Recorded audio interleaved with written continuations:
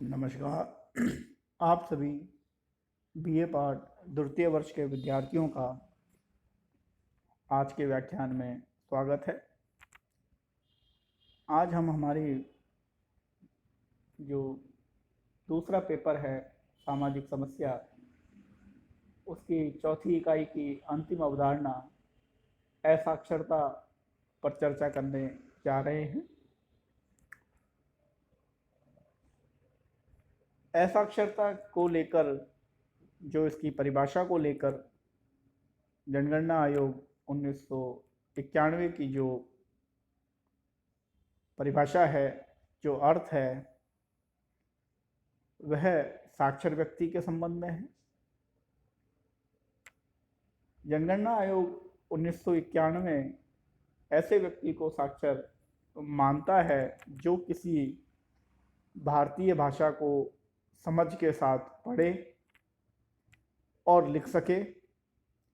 यदि वह यह दोनों कार्य ना कर सके तो वह निरक्षर व्यक्ति कहलाता है या असाक्षर व्यक्ति कहलाता है। अर्थात भारतीय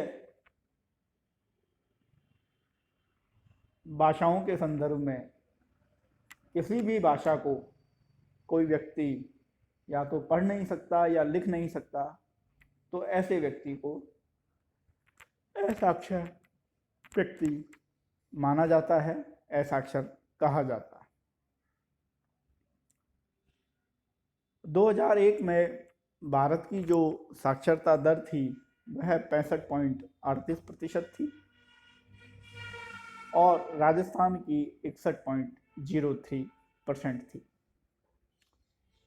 2011 की जनगणना के अनुसार भारत की साक्षरता दर 73% है, जिसमें पुरुष साक्षरता 80.9%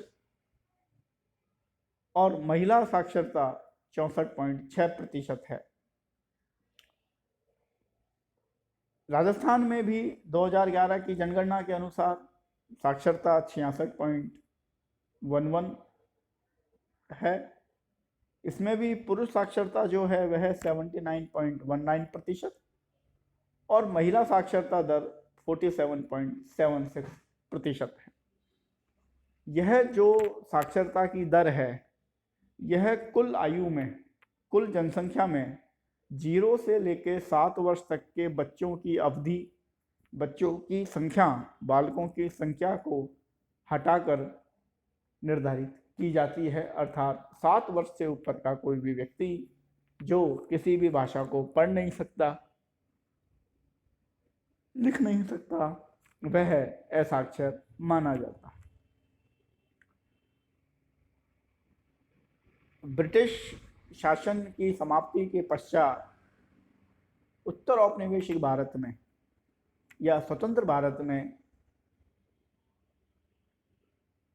70 साल गुजर जाने के पश्चात भी, 70 साल की समय अवधि व्यतीत हो जाने के पश्चात भी हम साक्षरता पूर्ण रूप से प्राप्त नहीं कर पाए। इसका कारण कई हैं, उन कारणों की हम चर्चा करेंगे।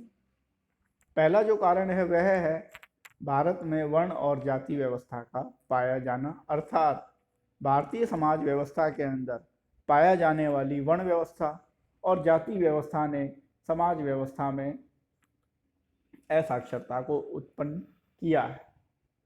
वर्ण व्यवस्था के अंतर्गत ब्राह्मण, क्षत्रिय और वैश्यों के लिए तो शिक्षा ग्रहण करने के अधिकार हैं, परंतु वर्ण व्यवस्था का जो चौथा आधार है, चौथा स्तंभ है, जिसके अंतर्गत शूद्र वर्ण है, उनको साक्षरता शिक्षा ग्रहण करने के अधिकार से वंचित किया गया है।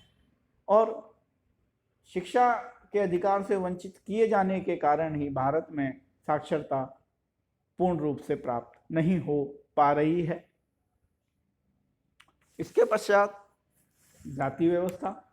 जाति व्यवस्था ने भारतीय समाज व्यवस्था में पेशों का निर्धारण जन्म से किया है। एक व्यक्ति के आर्थिक उपार्जन की व्यवस्था जब जन्म से हो जाती है तो वह शिक्षा के प्रति अरुचि दिखाता है। वर्ण व्यवस्था पूर्ण रूप से शिक्षा को ब्राह्मणों का अधिकार मानती है, इसलिए भी भारत में असाक्षरता अपने पुरातन काल से विद्यमान रहती है। वर्ण व्यवस्था और जाति व्यवस्था ऐसे दो महत्वपूर्ण कारक हैं जिन्होंने भारत में असाक्षरता के लिए संतुलित परिस्थितियां उत्पन्न की हैं, अर्थात असाक्षरता को नष्ट होने में बाधा पहुंचाई है। इसके पश्चात भाग्यवादिता। भाग्यवादिता से आशय मनुष्य के भाग्य पर निर्भर रहने से। भारत में भाग्यवादिता पर लोगों का विश्वास अधिक है, इसलिए वह शिक्षा के स्थान पर भाग्य को महत्व ज़्यादा देते हैं और शिक्षा ग्रहण नहीं करते हैं। भारतीय समाज व्यवस्था में कर्म एवं पुनर्जन्म का सिद्धांत व्यक्ति को भाग्यवादी बनाता है या भाग्यवादिता की ओर ले जाता है। यह सिद्धांत यह मानकर चलता है कि इस जीवन में सफलता और असफलता के कारक पूर्व जन्मों के कर्म होते हैं, इसलिए यदि आप अशिक्षित हैं, यदि आप गरीब निर्धन हैं, यदि आप बेरोजगार हैं, तो इसका मूल कारण आपके पूर्व के जन्म हैं। इसलिए भाग्यवादिता ने भी भारतीय समाज व्यवस्था में असाक्षरता को उत्पन्न किया है। निर्धनता। शिक्षा प्रणाली का खर्चीला होना या शिक्षा पद्धति के अनुरूप संसाधन ना जुटा पाने की स्थिति भी व्यक्ति को असाक्षर बनाती है, और ऐसी स्थिति तब उत्पन्न होती है जब व्यक्ति निर्धन होता है। निर्धनता को अपराध माना गया है, निर्धनता को महापाप माना गया है। निर्धनता को अपराध नहीं मानकर अपराधों का जनक माना गया है, और निर्धनता महापाप की श्रेणी में आती है। अर्थात व्यक्ति अपने और अपने आश्रितों को यदि उनकी आवश्यकता के अनुरूप न्यूनतम भी उपलब्ध नहीं करवा पाता, ऐसी स्थिति में उस व्यक्ति को निर्धन व्यक्ति माना जाता है। शिक्षा ग्रहण करना सभी व्यक्तियों का सामाजिक अधिकार है और शिक्षा ग्रहण सभी व्यक्तियों को करनी भी चाहिए, परंतु निर्धन व्यक्ति संसाधनों के अभाव में शिक्षा ग्रहण नहीं कर पाता। ऐसी स्थिति में निर्धनता भी अशिक्षा को बढ़ावा देती है। धार्मिकता। धार्मिकता से आशय उन कृत्यों से है जिनके आधार पर मनुष्य किसी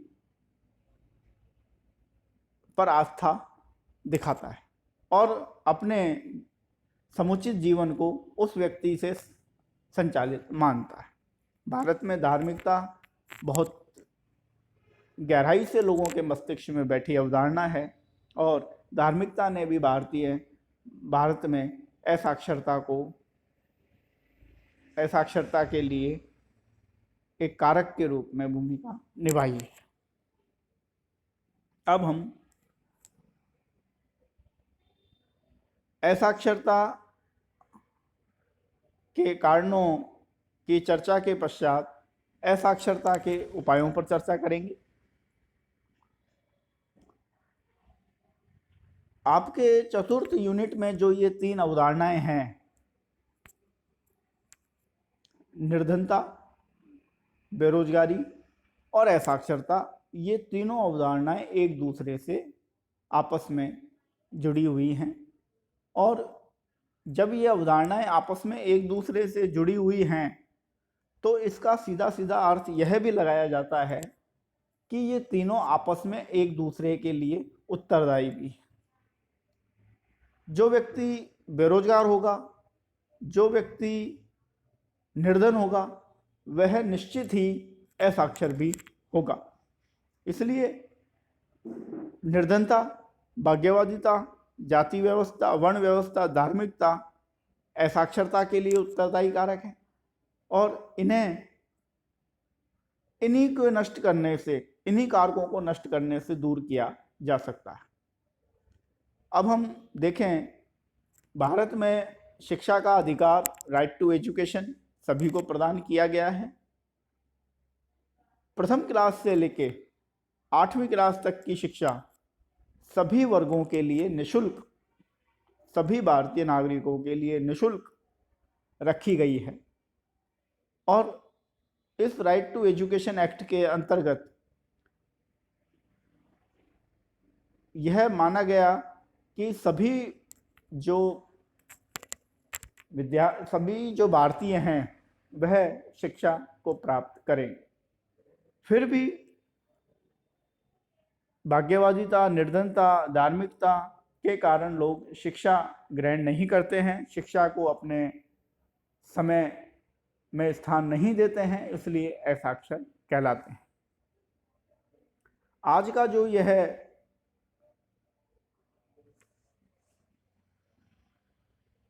शिक्षा के जो नुकसान जो पड़ते हैं भारतीय समाज पर, अब हम उनकी चर्चा करेंगे। ये बेरोजगारी ऊपर त्रुटिवश लिखा हुआ है, इसे आप असाक्षरता मानकर चले।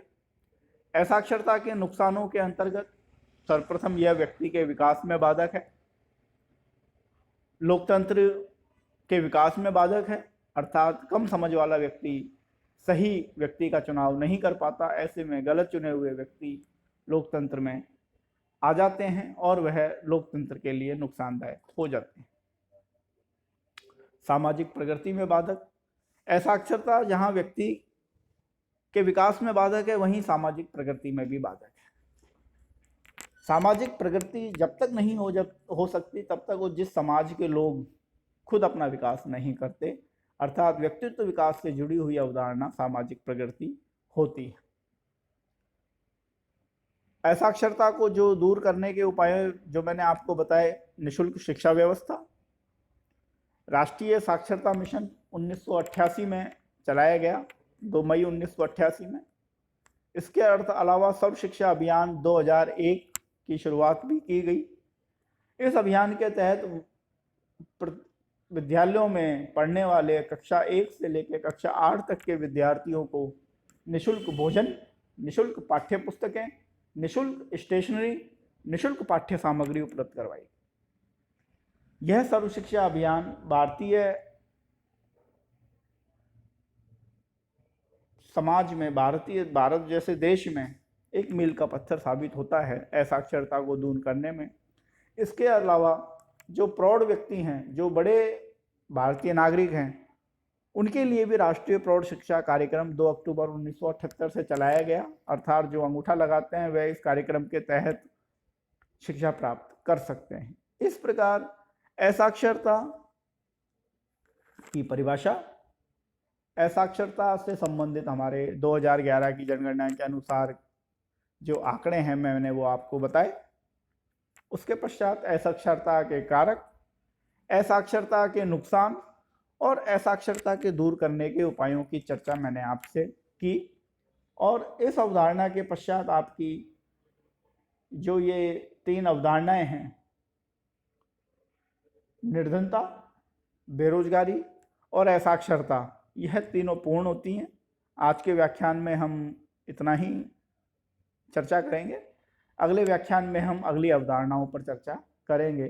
धन्यवाद।